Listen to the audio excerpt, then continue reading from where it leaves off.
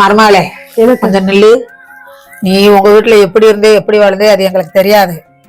ஆனா எங்க வீட்டுக்கு நீ வாக்கப்பட்டு வந்துட்ட. இனிமே எங்களை மாதிரி செயலதான் கட்டானா.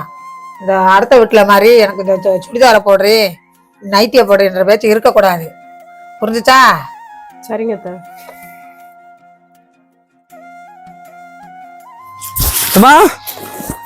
வாப்பா. எனக்கு வேலை கிடைச்சிருக்குமா? ரொம்ப சந்தோஷம்ப்பா. நான் கும்பிட்ட தெய்வம் கைவிடலப்பா. நல்லா இருக்கானே என் பிள்ளை. என்கிட்ட குடுக்குற எனக்கு படிக்க தெரியாதுப்பா. உன் பொண்டாட்டி போய் கொடுப்பா. சரிம்மா. குட்டி குட்டி என்னங்கம்மா?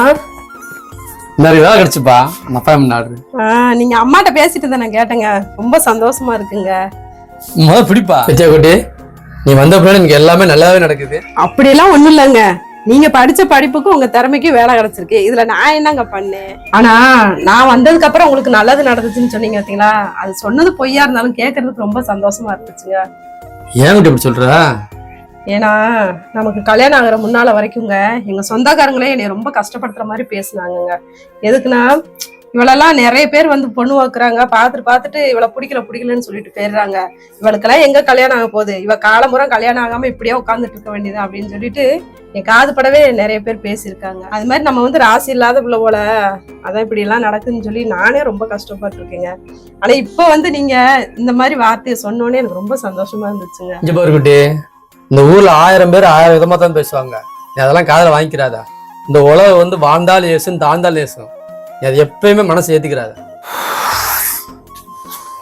என்னடா இப்பத்த நல்லா போன கடைக்கு போயிட்டு வரேன்னு அதுக்குள்ள நொண்டி நடத்திட்டு வர்ற?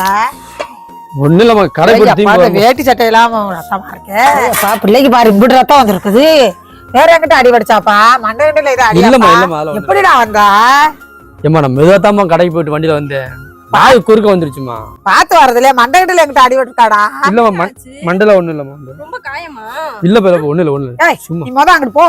எல்லாத்துக்கும் காரணமே நீதான். விடுமா. எங்க குடும்பத்துல இருக்க சந்தோஷமே ஒன்னாதே போச்சு. ஏன் நான் என்னத்த பண்ணேன்?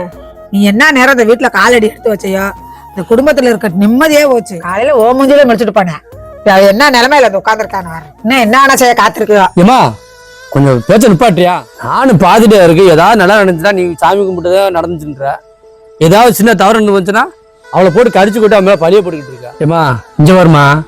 இங்க எல்லாம் ஏதோ நடக்கலாம் தானதாம நடக்குது. யாரும் திட்டம் போட்டா நடத்தல. சும்மா எப்ப பார்த்தாலும் அவளை திட்டிகிட்டே இருக்காது. இங்க நல்லது நடந்தாலும் சரி கெட்ட நடந்தாலும் சரி இங்க நடக்கிறதுக்கு யாரும் காரணம் கிடையாதுமா. இனிமேலாவது யாரும் யாரையும் பழி சொல்லாதீங்க.